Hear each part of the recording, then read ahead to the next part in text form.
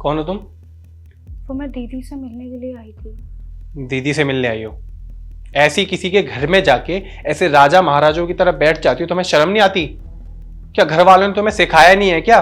किसी के भी घर में जाके ऐसे बैठते नहीं है? हाँ, अरे जरा से भी मैनर्स है या नहीं? अब मेरा मुंह क्या देख रही हो? खड़ी हो। अरे खड़ी हो ना बेशरम।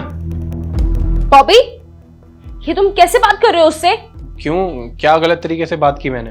ये कोई तरीका है बात करने का? ये मेरी फ्रेंड की सिस्टर है। मेरी फ्रेंड को बच्चा हुआ है, ये बस उसकी मिठाई देने आई है। क्या सोच रही होगी हमारे बारे में? अरे लेकिन सारा, तुमने ही तो कहा था मुझे इस तरह से बात करने के लिए। अच्छा, कब कहा था मैंने? तुमने ही कहा था, याद करो। और बता भाई, गांव में सब बढ़िया तो है ना? हाँ भैया, गांव में सब बढ़िया है। आपको तो पता ही है, भागत करवा रहे हैं, तो मम्मी पापा ने स्पेशली आपको लेने के लिए भेजा है। हाँ हाँ छोटे, जरूर आएंगे, हम क्यों नहीं आएंगे। ये देखो सारा भी आ गई। बॉबी, एक बार आना, मुझे तुमसे कुछ पर्सनल बात करनी है। हाँ वो सारी बातें तो हम करते रहेंगे, देखो ना गांव से छोटा भाई आया बुला। मुझे तुमसे कुछ पर्सनल बात करनी है, एक बार आओ।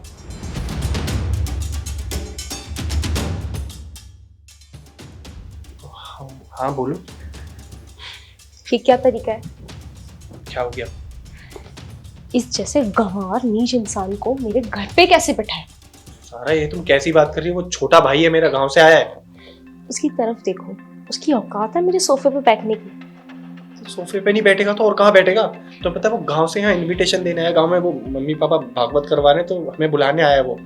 अच्छा, भागवत करा रहे हैं? इन जैसे नीच लोगों के ना नीची जगह ही बैठाना चाहिए। तुमने पता नहीं ना सोफे पे कैसे बिठा दिया। सारा मुंह मत रखो अपना, वो सुनाई देगा उसे तो वो क्या समझेगा? हाँ तो सुनाने के लिए ही बोल रही हूँ, सुन लेगा तो अच्छा ही होगा, कम से कम अपनी औकात में तो रहेगा। याद है ना जब मेरा छोटा भाई आया था और इसी सोफे पे बैठा था, तो तुमने उसे क्या कहा था? ऐसे सोफे पे बैठने से सोफा गंदा हो जाएगा, और तुम्हारी ये फ्रेंड ये बड़ी पोस्ट पर है, ऊंची पोस्ट पर है, इसीलिए ये सोफे पर बैठ सकती है। इतना भेदभाव क्यों सारा? सारा, हमें ये भेदभाव ना किसी के साथ नहीं करना चाहिए। आई बात समझ में?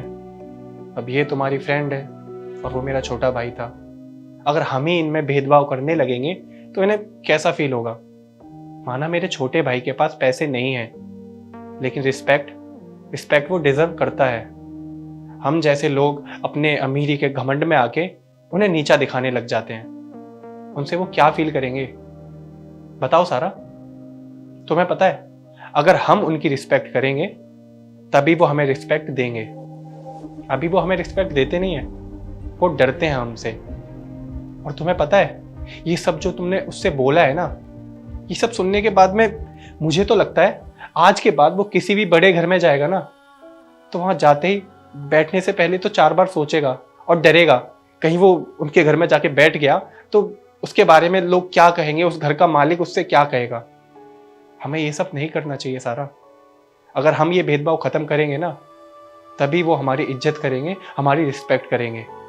और चारू, मुझे माफ कर देना, ये सब मैंने सारा को सबक सिखाने के लिए किया, क्योंकि मैं उसे ये सारी बातें बोलता तो शायद इसे समझ नहीं आती। लेकिन आज जब मैंने इसकी फ्रेंड के साथ ऐसा किया तो शायद इसे रियलाइज हुआ कि मेरे छोटे भाई को कैसा फील हुआ होगा उस दिन। मुझे माफ कर देना। हाँ बॉबी, तुम बिल्कुल ठीक कह रहे हो। मुझे उस दिन उसको नहीं बोलना चाहिए था, गलत सलत नहीं दिखाना चाहिए था उसे नीचा। बहुत बड़ी गलती हो गई, आगे से ध्यान रखूंगी। I am sorry Bobby. कोई बात नहीं, हम सब ना एक बराबर हैं, तो किसी पे ऐसे भेदभाव नहीं करना चाहिए, ठीक है ना? और आई एम सॉरी। आप लोग बैठो, बातें करो, मैं अभी आता हूँ। ठीक, बैठ जाओ। और बता, घर में सब ठीक है?